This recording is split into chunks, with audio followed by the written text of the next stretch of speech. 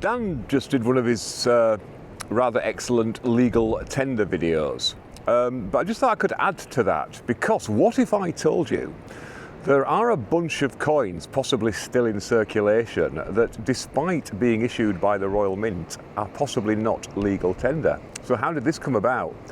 Well, back in 1988, the Royal Mint issued a series of silver £1 coins.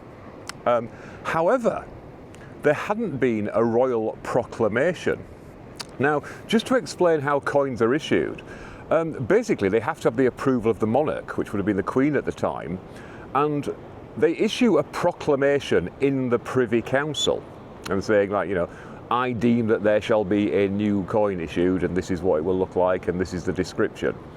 And then once the proclamation is issued, that is reported in the London Gazette and the Northern Irish and Scottish equivalent of the Gazette. And once that's done, the Treasury, the Royal Mint can issue the coin.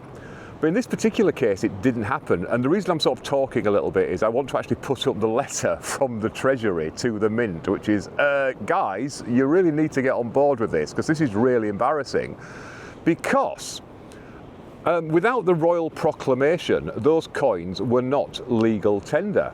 Now, what they said is, look, we'll get the proclamation done as quickly as possible in the Privy Council, and we'll get the announcement in the Gazette. But then there was a big debate as to whether proclamations can be retrospective. And generally, amongst most constitutional lawyers, they're saying, well, no, they can't be. Because we've got this thing in this country that anything to do with like legislation, which a proclamation sort of is, because it is, you know, setting out the law in terms of whether or not these coins are legal tender. It can't act retrospectively. Now, we've discussed before, one of the issues in a common law country is that you can suddenly find yourself being prosecuted for an offence that you didn't realise was an offence because nobody's ever mentioned it before. But the courts have said, no, this has always been an offence, we only interpret the law, we don't make it, and this has always been an offence at common law.